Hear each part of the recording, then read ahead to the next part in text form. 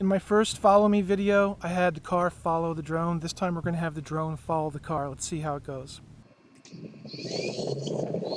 Okay, I'm recording this commentary post-production. One of the biggest problems of this particular flight was I forgot to communicate with my wife that I wanted the drone to follow the car, and what she attempted to do was have the car follow the drone. So I took off here because I thought it would be cool to try to clear these trees and get a view of the railroad tracks here.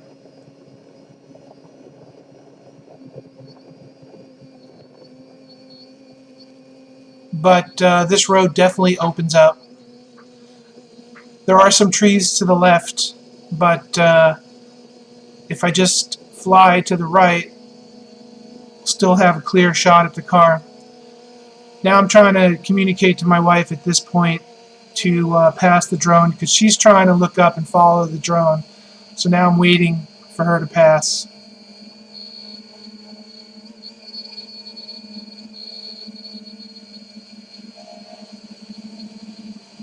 There's the car.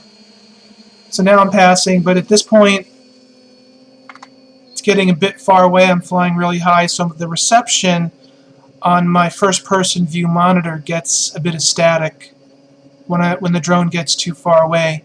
So telling her to slow down and wait for me. But we've got a stoplight coming up here, so what I do is just get over the car and hover and wait for it to turn green. Now I wasn't sure. This was a 5-mile route, and I wasn't sure if the drone could go 5 miles before the battery got too low, but it did. And now I think if we get things right, we can probably get it to go 10 miles.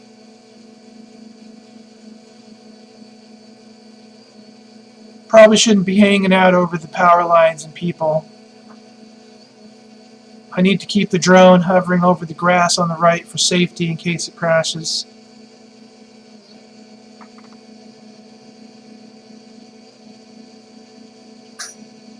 So I'm trying to keep the camera at like a 45-degree angle.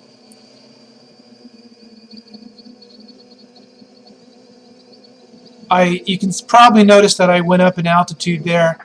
That's because I used the wrong knob. I was trying to go forward and instead I gave it thrust to go up. And you can see here I'm drifting to the right and compensating to get back. As long as I stay within a reasonable range, the first-person view monitor video is quite clear. I think next time I try this, I'm going to try to get down lower. I mean, I stayed up high, so I definitely wouldn't hit anything, but I could definitely cut the altitude in half and still be fine. But being closer to the car, I may have trouble matching its speed. See here, I got ahead of the car and I have to wait for it again.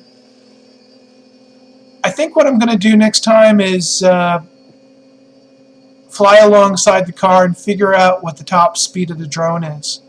So let's say it's 30 miles per hour. Then I can tell my wife, just drive at 30 miles per hour. You see here she's slowing down, I'm passing. So we're definitely not very coordinated here, and didn't get to our place because of all kinds of stop and go and slow and fast and delays and stoplights and intersections and so on.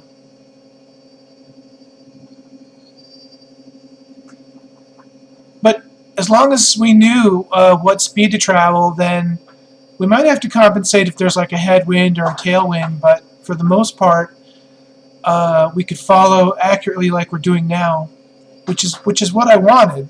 I just wanted to match the speed of the car.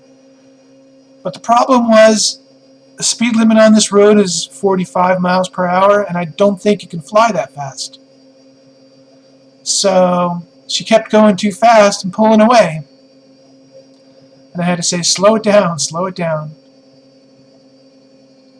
But then we'd inevitably have a car behind us, and we'd have to pull over and let it pass. She didn't feel right about driving, you know, way under the speed limit and getting somebody angry. So here we're hanging a right and kind of making a shortcut here. So I got ahead, but I wanted to make sure I got to the place. Now, it's really weird. The video, everything, it looks like the camera is leaned to the right for some reason. No, it's balanced. It's just an optical illusion. So I didn't wait for the car. I kept going because I just wanted to make sure we got to the correct spot. Now here I am slowing down and waiting.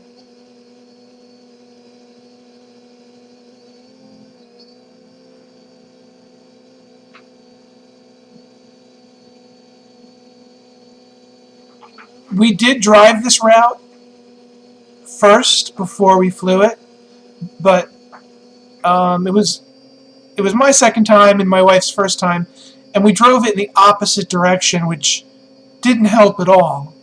It was completely confusing because I had told her to turn right into this parking lot here.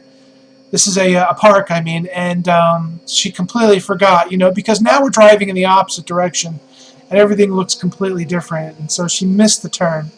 But for the next flight, I'd like to run through this park here, which is nice because there's a lot of open fields, and so when the battery gets too low, I can just land it.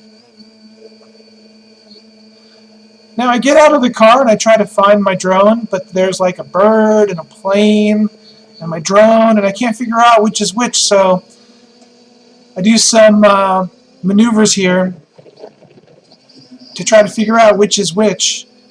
And now that I know which one of those dots in the sky is my drone, I come in for a landing here. Now we had some cameras. We had another camera facing back on the back of the car, facing up 45 degrees, but it was facing directly into the sun. But that wasn't the worst problem. The worst problem was that the drone was just some little dot in the sky. And there was another camera, like a dash cam, pointing forward, and I wanted to have like picture-in-picture here, but it just wasn't. It was boring video. So next time I'll see if I could break 5 miles. But this flight was definitely the most successful since I didn't have to hit return to launch like my other attempts.